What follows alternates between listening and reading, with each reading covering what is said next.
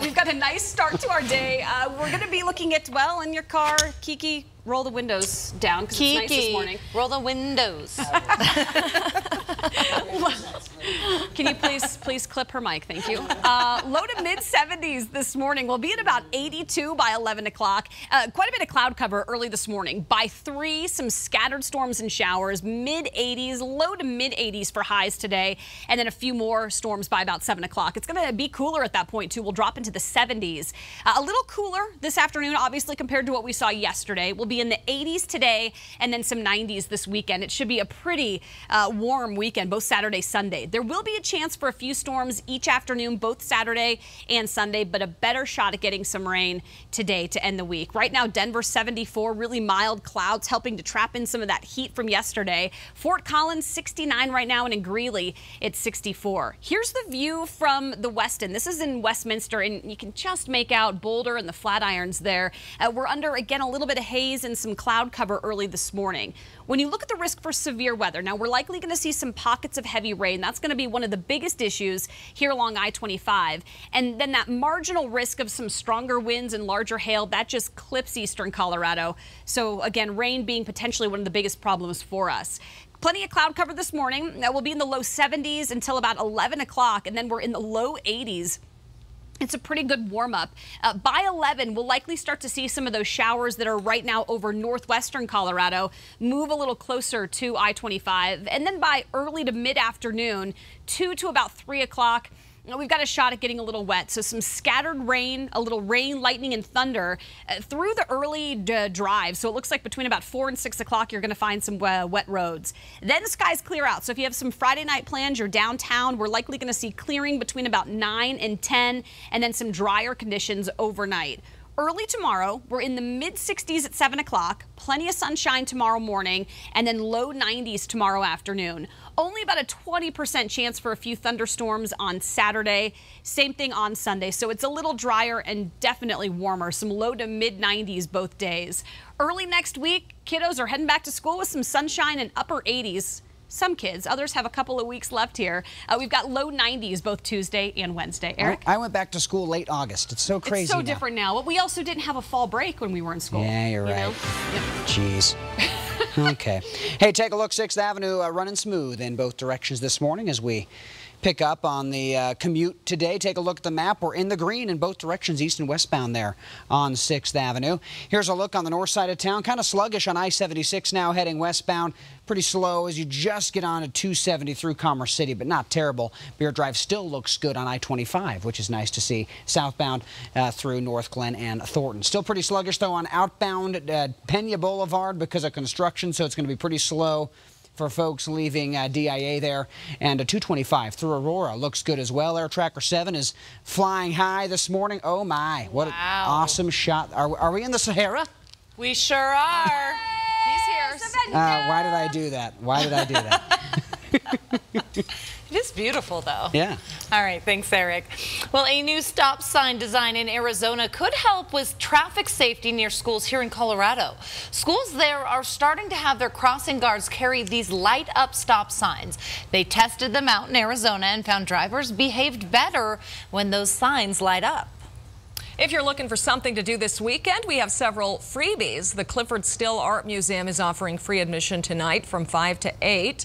Tomorrow, the Denver Art Museum and the Denver Firefighter Museum are both free. And Sunday is the last City Park Jazz concert of the summer. The show at City Park is free. It's at 6 p.m. It's an attempt to crack down on social media bullying, how Facebook plans to teach our kids a lesson. And it's the feel-good story to end your week. We have 2 instances of giving back to the community in one story after a waitress receives a monster tip.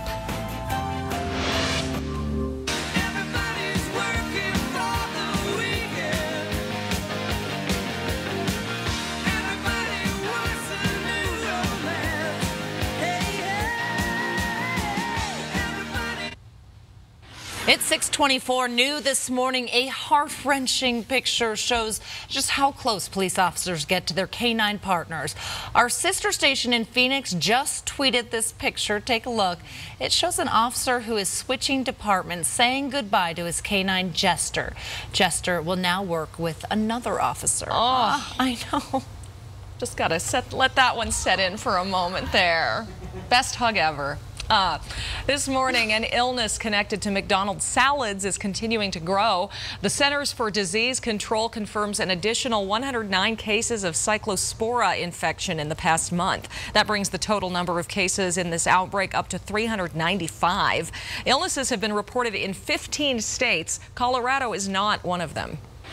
Facebook launches a new effort to teach kids how to behave online. It's called the Digital Literacy Library. It's targeted to middle and high school teachers. The lesson plans cover subjects like security, privacy, and online bullying. Teachers can download the interactive lessons and videos for free on Facebook.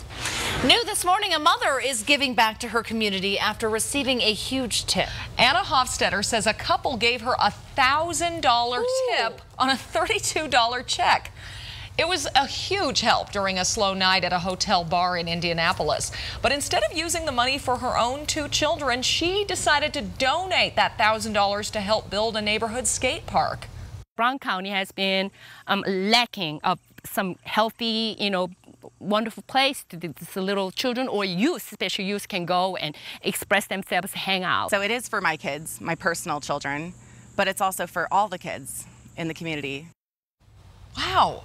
A Hofstetter's generosity alone will not be able to build the entire park. It's estimated it'll be $120,000, but hopefully that'll get the ball rolling, inspire some people. Amazing. Okay, my vote is we only do good news on the morning show. For the rest of the show. For the rest of the year. All right. Well, this weekend marks 1 year since the historic Windsor Mill burned to the ground after an act of arson. But coming up in our next half hour, there are plans to make this property an important part of town once again, and an update on the investigation into what happened there. Right now it is 6:30 and these are our top stories. The largest highway project in CDOT's history breaks ground today. The Central 70 project will expand and lower 10 miles of I-70 between I-25 and Chambers in Aurora. And we've highlighted the project for you all week. The groundbreaking is at 8:30 this morning. Aurora's police chief defends his officers' actions after a Vietnam veteran was shot inside his own home by police. Richard Black had just killed an intruder who was attacking his grandson. Chief Nick Metz says his officers arrived to a chaotic scene and noticed that Black was armed. He says officers called out to Black several times to drop his gun, but because of his previous war experience, Black had hearing loss and may not have heard those commands. The chief also revealed Black's family did not give a description of the intruder as their attorney claimed. In a new statement, the family acknowledged that is true. They also asked that people not threaten police officers, saying that is not what Black would have wanted. But right now, we're monitoring the condition of the Colorado Springs police officer shot in the head while responding to a call. We brought this to you as breaking news all morning here on Denver 7 News at 6. Officer Jem Duzel is a 5-year veteran of the department. He is still in critical condition this morning. And welcome back to Denver 7 News at 6. I'm Molly Hendrickson. And I'm Nicole Brady, in for Mitch Jelniker this morning. We're taking a live look from our Denver Health camera and waking up to some hazy skies from those wildfires in the west. Also mild temperatures, and your commute home later this evening might even be a little wet. All right, let's get over to meteorologist Lisa Hidalgo with your first alert for some afternoon storms. Yeah, and for the most part, guys, the first half of our day is going to be dry, but you're right, a little hazy, and a lot of that smoke coming in from wildfires that are out of state to the west and southwest of us. Upper 60s to low 70s this morning. It is really mild. At the bottom right-hand side of the screen, that's what we're feeling here in Denver, so some low 70s. 80s this afternoon. It is going to be a little cooler than yesterday. We've got some cloud cover this morning, and we will get a few thunderstorms this afternoon. So we'll likely see these highs by early afternoon, probably right around 2 to 3 o'clock, and then these numbers will drop as we get a few scattered showers and storms rolling through.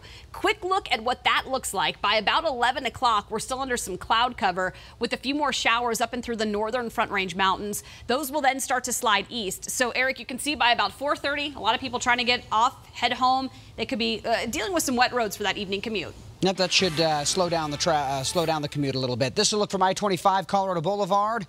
looking pretty good in that portion of the metro area on the highways this morning. Take a look at the big map up on the north side of town, starting to see the typical slowing at North Glen